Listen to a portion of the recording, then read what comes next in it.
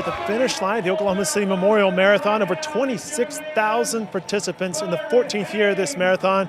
And as you can see, people are crossing the finish line right now in the half marathon, and we have a few of the full marathon finishers going across as well.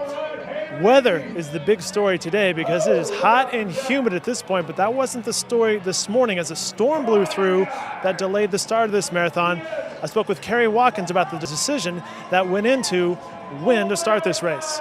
The runners, I think, are pleased. We kept them safe, and it's a tough decision because you got 26,000 people, 48 states, 9 countries, and people have come here to run this race.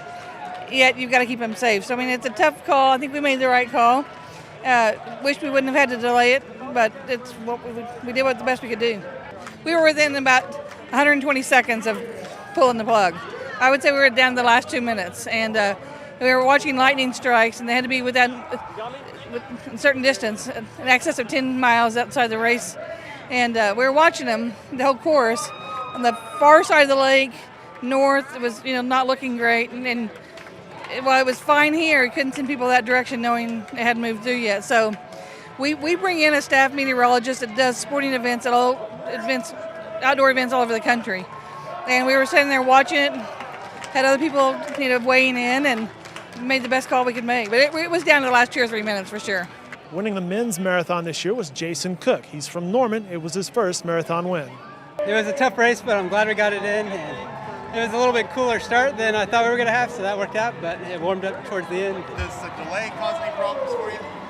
I mean, it's hard on your nerves, but it's just something that you have to deal with, so I'm glad we got the race in. I thought I could run well, but I didn't expect to win. Before the race, I was really discouraged because of the weather. I was not really wanting to even run it, but once I started, I just kept running. I didn't know I was the first woman until mile 9. People started saying it. I was like, what? And so I just, tried to run as fast as I could. Felt a little sick, but kept going. So I'm really excited. The rain, yeah, it was discouraging at first, but I'm glad we all stuck it out and kept running. It's a good cause to run for, so. I mentioned there were 26,000 participants this year. 60% of them were women, we were told. The women's winner, Camille Herron. We spoke with her after the race. Congratulations. How was the run? Thank you. It was very, very hard. I think I actually ran a personal worst.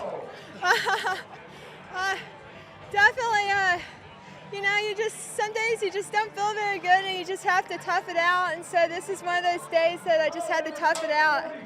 But I'm really good about hanging in there and just trying to keep my eyes open and keep lifting my knees. So that's what I was thinking about the last few miles. So Camille, you say, hey, this wasn't my best run. You stumbled into a big win. Yeah, I did.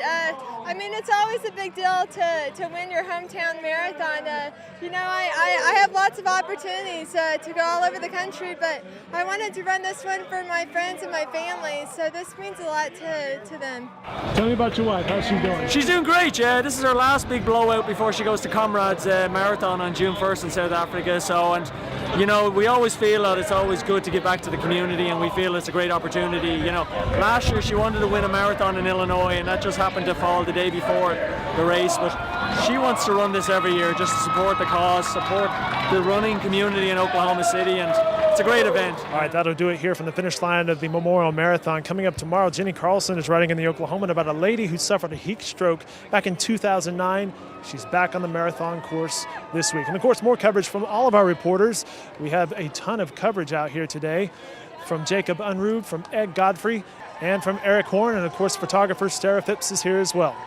More coverage can be found online at newsok.com and in upcoming editions of the Oklahoma. As you move on out on this course, whether you're running 13.1 or 26.2,